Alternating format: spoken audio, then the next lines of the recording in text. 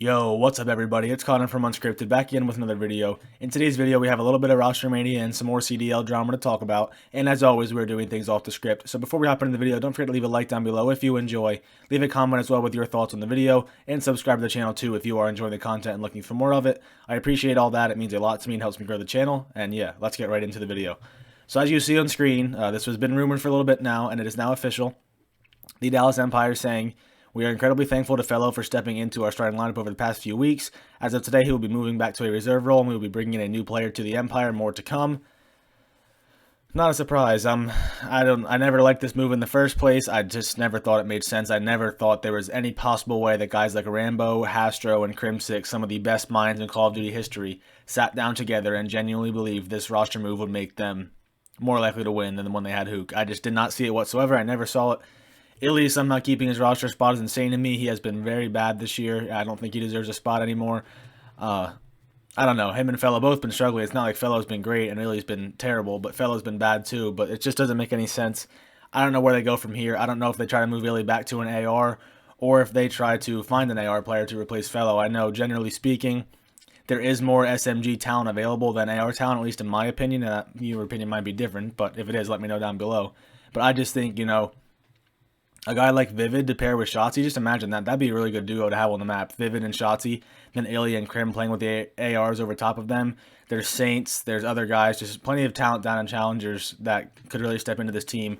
If they go the AR route, my boy Tom Gravity, who I'm always pumping the hype train for, he's there. Hamza is there. Timmy Phantoms is there. I don't know. There's a couple of options. Krim could easily move over to a flex position if they bring in a main AR from Challengers. I don't know. Who knows what's going to happen? I don't know, but that's how it looks for now, and we'll see how it goes from here. Fellow, he said a little adversity never hurt anybody. I mean, he was put in a terrible spot to begin with. No matter what happened, he was in a lose-lose. Basically, people were mad when Hook was benched, and they just thought this is a terrible move. And then even if he did well, but they didn't replicate their team success they had with Hook, they still would have bashed the move. And if he did poorly, which he kind of did, he was obviously going to get bashed for that. So he was in a lose-lose spot. Unfortunate that happened to him. That's just the way it goes. But he is back to Challengers. Don't know any details about a team or anything like that. But we'll see how it goes. Maybe if Tom Gravity or Sib potentially get the Dallas spot, I could easily see Fellow just rejoining that Easter team, but we'll have to see how it goes. That's just what we know now. And I thought this was interesting, off the back of this statistics. I saw the statistic, then I saw the news, and it made sense. So these are every game since they dropped Hook, basically. They played 6 series since then, and in every single series, they have been outslayed by their opponents. So some of them, not surprising. They were outslayed by Toronto, whatever, expected. Guerrillas, they got outslayed by the Guerrillas, outslayed by the Mutineers by almost 40 kills, outslayed by the Rocker, outslayed by Optic by 70-something kills. I mean, their slaying power has been terrible. They take their best, I shouldn't say best, he's not the most consistent, but at his best, Hook was their best slayer. And when they take him off the team and they replace him with a much, totally different style of player, what do you expect? And when you have Illy in there going like double negative all the time, I mean, the slaying numbers are not going to be good, and they've been terrible for them. And yeah, I mean, they got to make a change if they want to have any chance of repeating any kind of success from last year. I think it's chalked. I do not see any possible way, no matter who they bring in, that this team's going to win champs. I can't see it happening. But if they want to have any kind of success the rest of the way, they got to figure it out. They have to have somebody come in who can slay. But if you want to get an SMG, bring John in. He's been playing phenomenal. You want to get an AR, bring Tom Gravity in. Just get somebody who can kill people and not die all the time. That's what they need right now. Their slaying has been terrible, and I don't know what route they're going to go. There's been really no rumors about it, so we'll just have to wait and see. But right now, that's where we stand, and they are in dire need of some help. Moving on to the Challenger side of things, as always, imagine that. There's more Challengers roster stuff to talk about. So Spart, who was playing on the Subliners Academy team, posted last night that he is a free agent. This coming not long after Proloot also said he was going to be a free agent. Two of those guys who have been with the Subliners Academy team for quite some time now. And then we get this from Crone. So the new Challengers rosters, there was a rumor with Parasite's potential team. That did not come to fruition. Instead, he would be playing with Fire, Looney, and Spart. So the Subliners Academy team has been all over the place the past couple of days. Basically, it was going to be Hamza, Saints, Diamond Khan, and Decimate, I guess. And then Decimate left, and now Proloot is back again. And Hamza was a free agent for a while. He wasn't going to be there, but then I forget what else happened. It's just been all over the place with them. I literally can't even keep it straight. I'm trying to in my head right now, and I can't. It's been a nuts week for them. I mean, they were one of the top Challengers teams, and all these changes they're making, it's going to be tough, I know.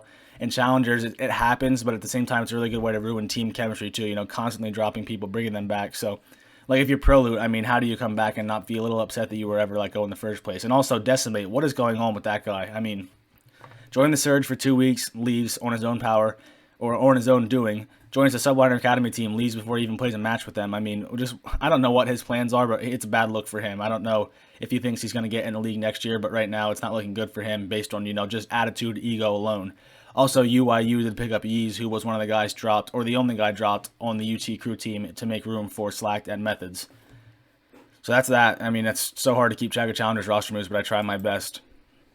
And this was funny. I'm not going to play the clip because there's a lot of curse words, and I don't like to have that on the channel. There's so many curse words in this, but Zoomaa was talking about this, calling out pro players and pro managers, general managers a little bit, talking about how the player cards made by Lion Man, which I love, by the way, they're really cool, that people were actually using those statistics to make roster moves, both players and management. So that's bad. I mean, again, no disrespect at all to the product Lion Man puts out, but that's bad.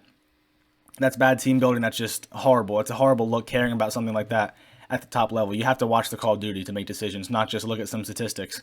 And that's why I think management is so disconnected from the way that their team should actually be doing things. I mean, I think if you want to have the management, you need the big investors because you need the money to buy in, that's fine.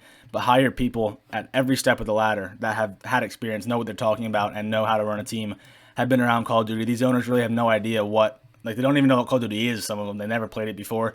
They don't know. And if they're making moves based on stuff like this, I mean, that's a bad look. But that is what it is. Another challenger, or another Zoomaa clip from the flank talking about this. I just said about Decimate planning to get back in the league next year. This might even make that a little bit harder. So basically, what we know right now, the plan, I guess, was for expansion teams next year. That might not be the case. Zoomaa said on this clip here that, I guess I can play this one. I'm not sure if he curses. He probably does. He took himself out of the league. What if we have no expansion teams next year? What, he's just going to say, fuck it? I'm hearing rumors that expansion teams are no longer a thing.